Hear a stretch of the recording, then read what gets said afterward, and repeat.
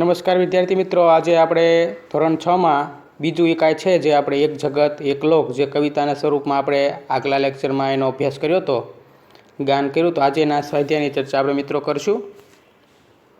એક જગત એક લોક કવિતાના અભ્યાસ અને સ્વાધ્યાય વિશે અભ્યાસ કરીશું. તો સર્વપ્રથમ જોઈએ અભ્યાસ. प्रश्न नंबर 1, निम्नलिखित प्रश्नों के उत्तर दीजिए. पहला सवाल, एक जगत एक लोक ऐसा कवि ने क्यों कहा है? उत्तर, यह संसार एक मानव लोक है. एक ही चंद्रमा सारे संसार में अपनी चांदनी फैलाता है.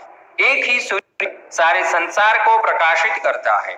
दुनिया के सभी लोग एक ही धरती पर और एक ही आसमान के नीचे रहते हैं. इस प्रकार प्रकृति के तत्व हम सब के लिए एक है. इसलिए कवि ने एक जगत एक लोक कहा है.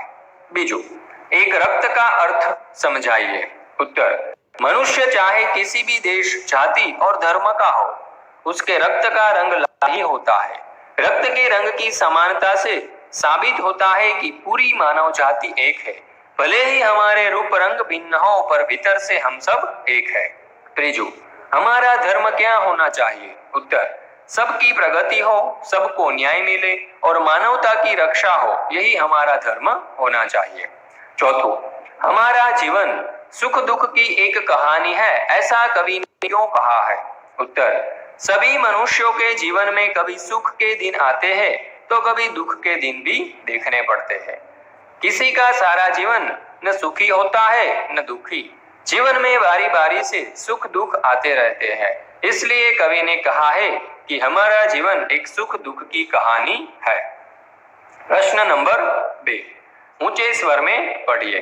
तो અહીં આપણને કેટલાક શબ્દો આપેલા છે. સૂર્ય, સુખ દુઃખ, રક્ત, અસ્થિ, प्राण, गाय, कुंज, हर्ष, ऐक्य, कर्म, प्रगति, लहराए, विश्व शांति. ત્યાર પછી પ્રશ્न नंबर 3, उदाहरण के अनुसार निर्देशित वर्ण से शुरू होने वाले शब्द बनाइए. तो जो અહીં આપણને ઉદાહરણ આપેલું છે, ક से कौवा, कमल, कागज, कौशल. तो ग से गणेश, गमला, गज और गीत. घ से घर, घड़ी, घंटा और घना. च से चरखा, चमचा, चरण और चटाई. म से महल, मकान, मक्खन और मोर. ત્યાર પછી પ્રશ્ન નંબર 4, શબ્દ સારણી. તો અહીં આપણને કેટલાક શબ્દો આપેલા છે, તમે જોઈ શકો છો, જેમાંથી આપણે શબ્દો ગોતવાના છે. જેમ કે મહાભારત, પારસી, મંદિર, गुरु ग्रंथ साहिब, हिंदू, सिख, रामायण, साईं, अवेस्ता, मस्जिद और मुस्लिम. उपर्युक्त सारणी में कुछ सार्थक शब्द दिए गए हैं. उन्हें ढूंढकर और उनका वाक्य में प्रयोग कीजिए. जैसे कि बाइबल. बाइबल एक धर्म ग्रंथ है. महाभारत, तो महाभारत एक महाकाव्य है. पारसी, पारसी अग्नि की पूजा करते हैं. हिंदू, हिंदू मंदिर में जाते हैं. मस्जिद, मुसलमान मस्जिद में नमाज पढ़ते हैं. मंदिर, यह राम का मंदिर है. अवेस्ता, अवेस्ता पारसियों का धर्म ग्रंथ है. रामायण, रामायण हिंदुओं का धर्म ग्रंथ है. मुस्लिम, तो ईद मुस्लिम त्योहार है. साईं, साईं एक संत थे. गुरु ग्रंथ साहिब, गुरु ग्रंथ साहिब सिखों का धर्म ग्रंथ है. सिख, सिख गुरुद्वारा में जाते हैं. ત્યાર પછી પ્રશ્ન નંબર 5, इस गीत को कक्षा में टेप रिकॉर्डर के द्वारा सुनिए. ત્યાર પછી છે સ્વાધ્યાય, જેમાં પહેલો પ્રશ્ન, निम्नलिखित प्रश्नों के उत्तर लिखिए. पहलो सवाल, इस काव्य में प्रकृति के कौन कौन से तत्व है? उत्तर, इस काव्य में प्रकृति के तत्व चंद्रमा, सूर्य, भूमि, आकाश, हवा और पानी है. बीजू, काव्य का शीर्षक एक जगत एक लोक क्यों रखा गया है? उत्तर, पूरे विश्व को एक ही सूर्य प्रकाश देता है. विश्व में एक ही हवा चल रही है और पानी भी एक ही है. सबके जीवन में सुख और दुख समान है. सभी मनुष्यों का शरीर मांस और हड्डियों से बना है. इस तरह कवि ने पूरे विश्व की एकता सिद्ध की है. इसलिए इस काव्य का शीर्षक एक जगत एक लोक रखा गया है. ત્રીજો सवाल, आप इस काव्य को और कौन कौन से शीर्षक देना चाहोगे? उत्तर, हम इसके अलावा इस काव्य को शीर्षक देना चाहेंगे एक विश्व, एक धरा तथा हम सब विश्व बंधु. चौथो, सभी नदियां अलग अलग है, फिर भी कवि क्यों कहते हैं कि एक ही पानी? उत्तर, सभी नदियों के पानी की वैज्ञानिक संरचना एक जैसी है. सभी नदियों के पानी का मनुष्य के लिए समान उपयोग है, इसलिए कभी अलग अलग नदियों के पानी को एक ही पानी कहते हैं। प्रश्न नंबर 2, विलोम अर्थ वाले शब्द के जोड़ बनाइए और उदाहरण के अनुसार वाक्य में प्रयोग कीजिए। जो 5 तो એનું વિલોમ થશે દૂર, ચેતનનું વિલોમ થશે જડ, જીવનનું વિલોમ મૃત્યુ, સ્વામીનું વિલોમ દાસ અને પ્રકાશનું વિલોમ અંધકાર। તો ઉદાહરણ અહીંયા આપેલું છે, મેરે ઘર કે પાસ મીના કા ઘર હે 5 તો એનું વિલોમ થશે દૂર, તો દૂરથી વાક્ય બનશે મીના કા ઘર મેરે ઘર से दूर नहीं है। જોઈએ પહેલું વાક્ય, શુભ, विजयादशमी का दिन सबके लिए शुभ दिन है, तो अशुभ परથી वाक्य જોઈએ, कल का दिन आपके लिए अशुभ था। बीजू, चेतन, वृक्षों में भी चेतन है, जड़ तो वनस्पति जड़ नहीं है। त्रीजू છે जीवन, औषधियां हमें जीवन देती है, मृत्यु औषधियां हमें मृत्यु से बचाती है। चौथू છે स्वामी, ईश्वर सबका स्वामी है, तो दास वह किसी का दास नहीं है।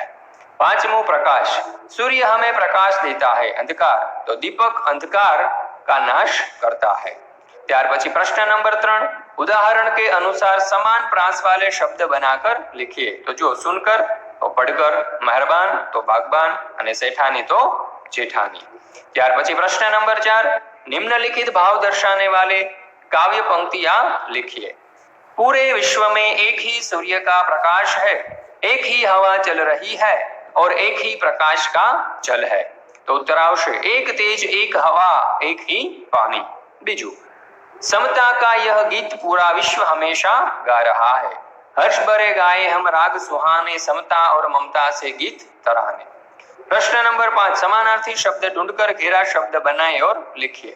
तो लोक નું સમાનાર્થી થશે વિશ્વ અને દુનિયા, માન નું સમાનાર્થી થશે સન્માન અને પ્રતિષ્ઠા, નિશાન નું સમાનાર્થી થશે ચિહ્ન અને સંજ્ઞા, હાથ નું સમાનાર્થી થશે હસ્ત અને પાણી, અને અંબર નું સમાનાર્થી થશે આકાશ, આસમાન અને ગગન।